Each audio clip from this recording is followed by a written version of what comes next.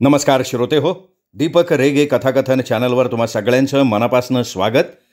श्रोते हो, तुम्ही ऐकताय प्राध्यापक बा बोधे यांची साती आसरा ही कादंबरी आणि आज भाग 7वा. बाबूला धोपटल्यावर त्याच्या उलाढाली कमी होती आल्या असं रामा पाटला वाटलं होतं, पण त्या वाढतच गेल्या. माणसासनी काय म्हणायचं? मोरं वाघर लावलेली दिसून सुदीक उड्या हाणत पाळायचं, वाघरीत जाऊन अडकायचं. चेलमाडणारी वाट बघते तीच. साऱ्या गावामोरं बाबू मांगाची फजिती करून बी त्याची मस्ती काय उतरली नाही. गाव पाटलानं त्याला घर उभा करायला मदत केली. बाकी माणसं बी मदतीला धावली. कुणी विटा दिल्या, कुणी सिमेंट दिलं, कुणी बैलगाडीनं वाळू पोचवली. पहिला तो झोपडीत तरी राहायचा, आता शिमिटाचं घर उभं राहिलं. मुंबईची 2 रंगवाली फुकट रंग द्यायला गेली. रामा पाटलाला कळना हे काय चाललंय. चांगल्या माणसाला माणसं 5 रुपये उसनं देत नाहीत आणि हे अर्धवट माणसं चोराला ओझं उचलू लागले. ती काय म्हणायचं काय यासने? बरं, सांगून सवरून तरी ऐकते ती का? वाकडी वाट चालायची एवढं खरं. बेकार माणसं.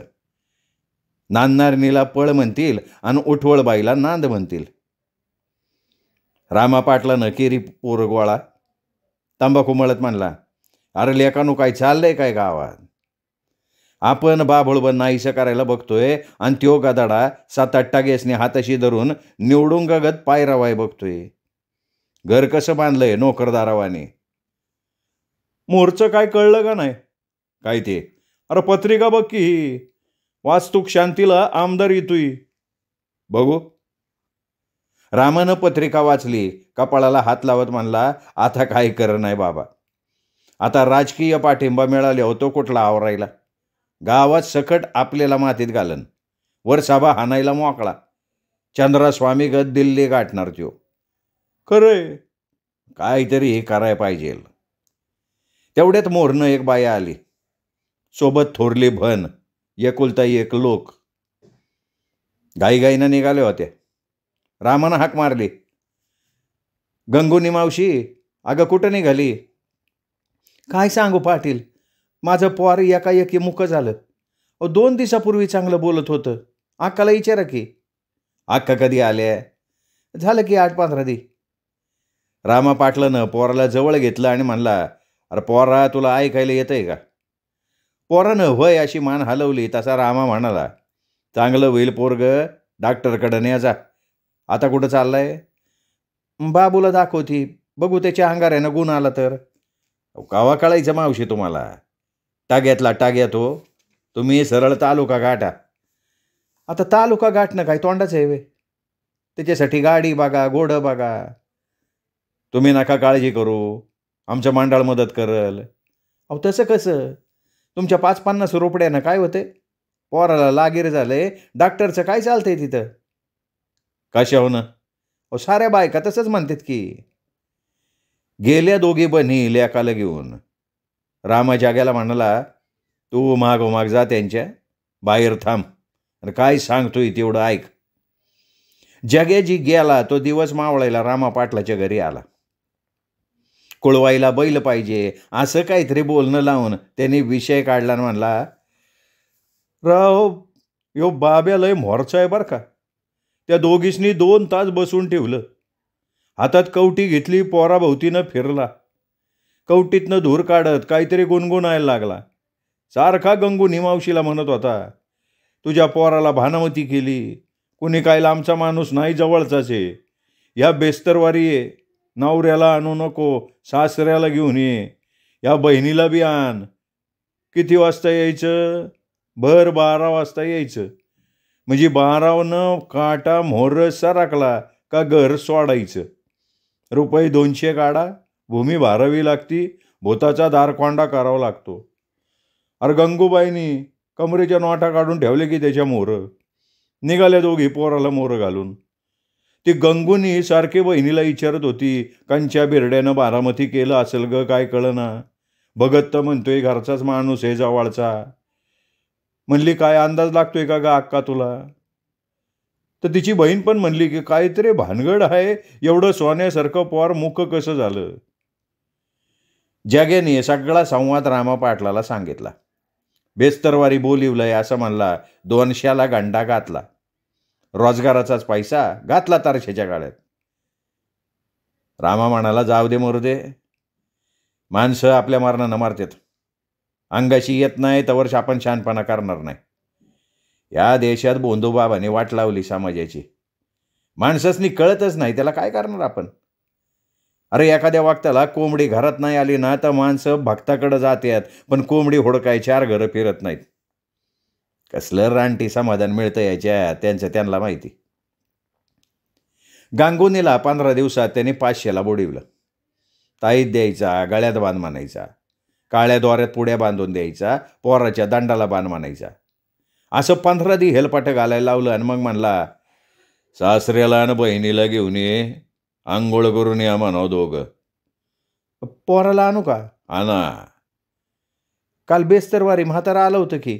येऊन काय करते? माझ्या आडाख्यात बसायला पाहिजे. थांब, देवाला कौल लावतो, उजवी दिली तर बेस्तरवारी ये. बाबूनं फुलाच्या 2 कळ्या घेतल्या. देवाच्या डाव्या अंगाला एक चिकटवली, दुसरी कळी पाण्यात बुडवली, उजव्या अंगाला चिकटवली. पाणी गळाल्यावर उजवी कळी पटकीने पडली. बाया हरकल्या. तसा बाबू म्हणला, ते देणं तेवढं द्या. 50 चपात्या, कोंबडीचं मटण, गांजेची चिलीम, 12 सुपाऱ्या, 50 पानं आणि स्टीलचे परात आणा. परातीत सारं घालून बुधवारी देवाला हित पोच करा. देव सवडीनं जेवतात. आणू की, पण कोंबडीऐवजी कोंबडा चालेल का? देवाला सगळं चालतंय. आणि त्या राम्या पाटलाचं काय ऐकू नका बरं का. कसं ही साधी भानावती नव्ह, इंग्लिश आहे इंग्लिश. लांबचं भूते, गोर्र गोमट, घरातल्याच माणसानं घातलंय. या बाया, राम राम राम राम. बुधवारी देवामोरं मटणाचं ताट पोचिवलं. बेस्तरवारी सासऱ्याला आणि बहिणीला घेऊन गंगूनी मागवाड्यात शिरली. बाबाजी समाधी लावून बसलाच होता. शेजारी लिंबाच्या फोका पाडल्या होत्या. 3 चौघं मोर येऊन बसली. नागानं डोळं उघडावं तसं बाबूनं डोळं उघडलं. म्हातारे, मोर ये, मोर ये. गंगुनी बाय, तुझ्या बहिणीला मोर पाठव, दार लावून घ्या कोणीतरी. लागला भगत घुमायला.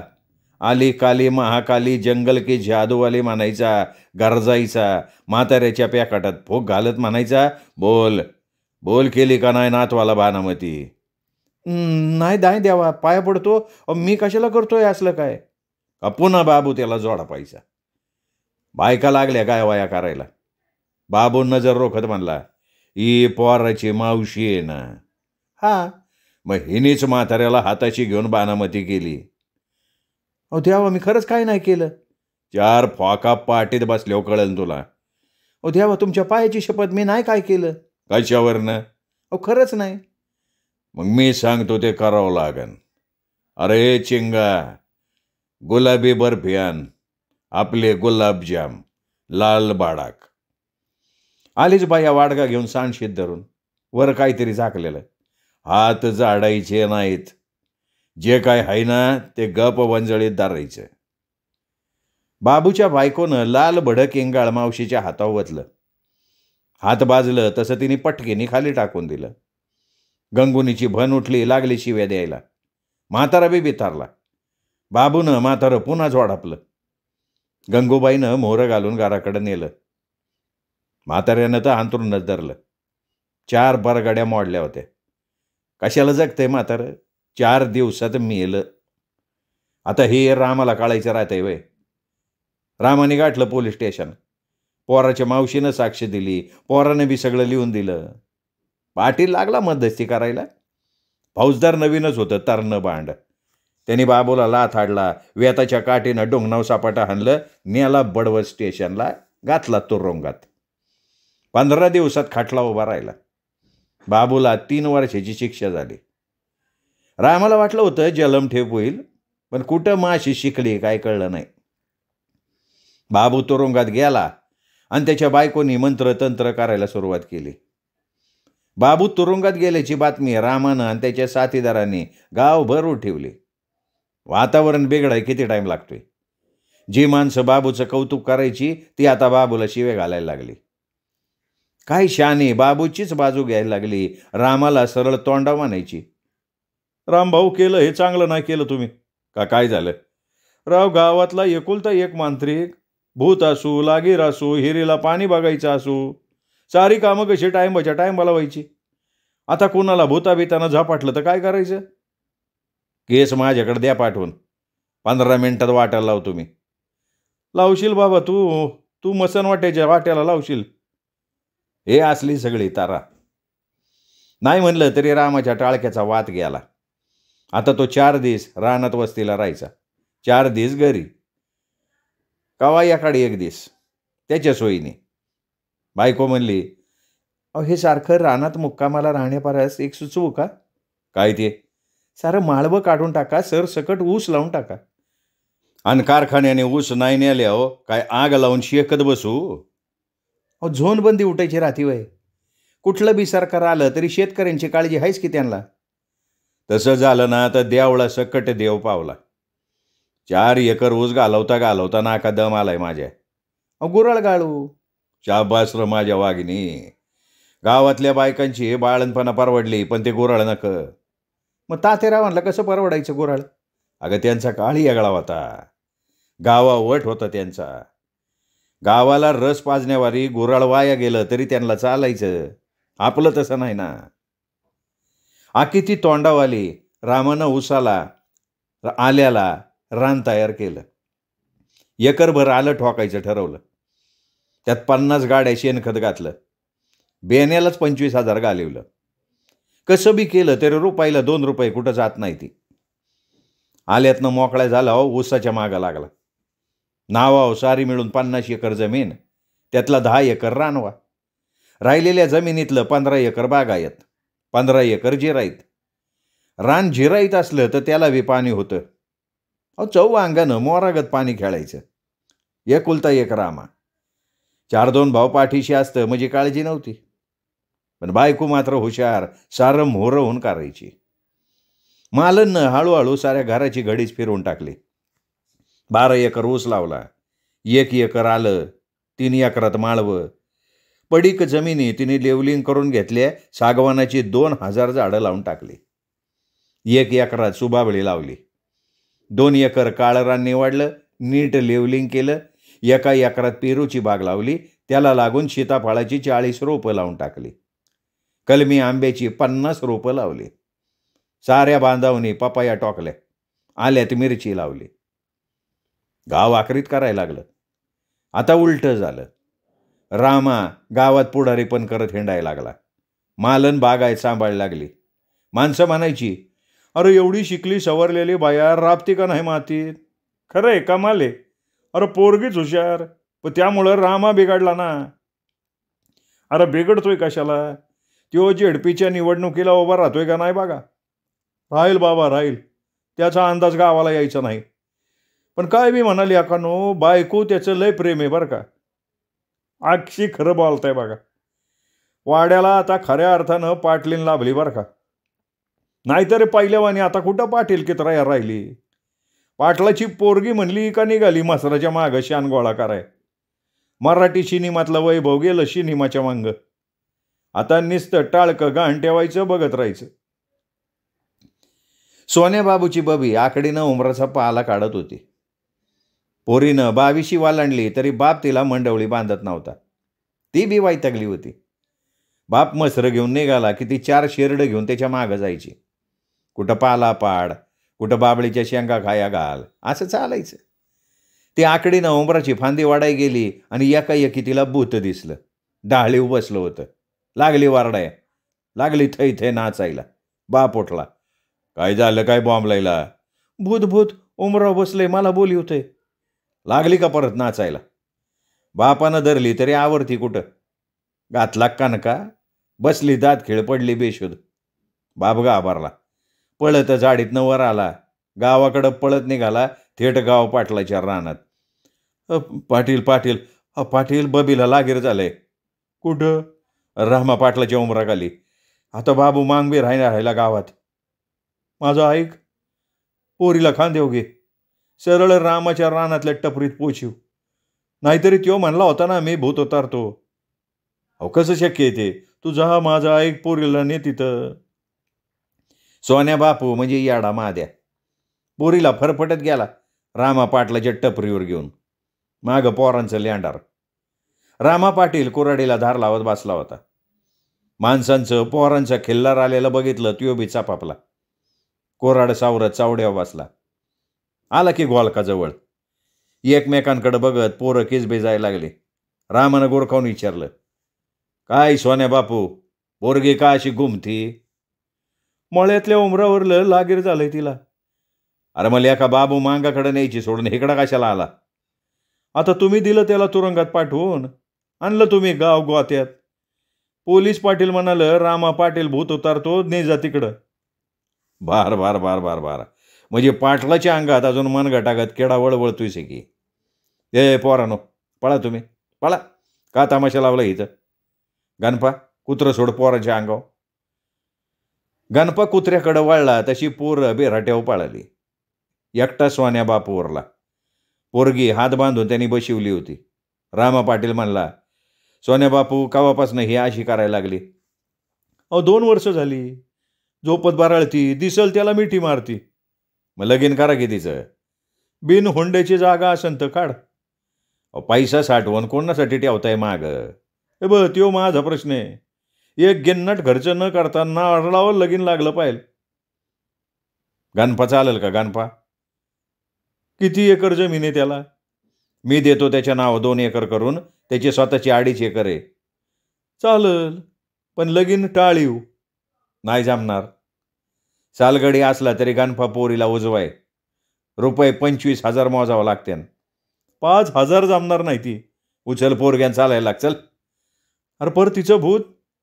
पोरगीचं भूत उतरतो. हुंड्याचं काय करतो? उचलून देणं जमणार नाही. सोन्या बापू, 1 कार्ट पात्रात तुमच्या, ते बी खोळसाट. पोरीच्या नावावर 2 एकर जमीन करून द्या. काय बोलताय राव गांजा काढल्यागत. वावभर जमीन सुधीक देणार नाही. या पोरीचं काय करू? दे हिरीत ढकलून. हलकड बॉड्याचा. अरे माणूस आहेस का जनावर आहेस? लेका तुझ्या लेकीकडं बघून गप बसतोय, नाही तर लाथून पाठवला असता घरी. जा, सकाळी येऊन ने लेकीला. सोन्या बापू चॅंगाट पाळाला. गणपा म्हणाला, आता ही पिढा कशाला ठेवून घेतली? अरे तुझ्यासाठी. माझ्यासाठी? कमालाची. ए बबे, काय म्हणतो मी? या आत ये. जेवतीस का? मी उंबरावरलं भूत आहे. हा मला माहिती ते. हे बघ यो गणपा, तुझा होणारा नवरा. मारत बस गप्पा, लाजायचं नाही. बापाला नाही अक्कल. वय वाढस्तोवर पोरगी कारण ठेवली. भूत लागल नाही तर काय होईन? ए गणप्या, मार लग्नाच्या आधी माझ्या. मी हाय. उद्या लावतो दोघांचं टाळीव लगीन. ती होऊन मिठी चिरतीया, गोंजार मांजराला गोंजारल्यागत. मी येतो भाकरी घेऊन. दिवस मावळला पार. रामाचा अंदाज खरा ठरला. वाफला आलेली बबी गणपाच्या मिठीतच हरवली. निवांत 3 जण रात्री 9ला जेवली. बाहेर अंतरून टाकत रामा पाटील म्हणला, मनाला पटत नसलं तर अशी वाकडी वाट कवा कवा चालावी लागतीच. गणपा लाजला. भूत इसरून बबी गणपाच्या मिठीत शिरत म्हणली, खरंच कराल का माझ्याशी लगीन? वै की. अहो मग आपण हितच राहू. पाटलासनी सांगू आम्ही रानात राबतो आणि हितच राहतो. चालेल की. अगं रामा पाटील देव माणूस आहे.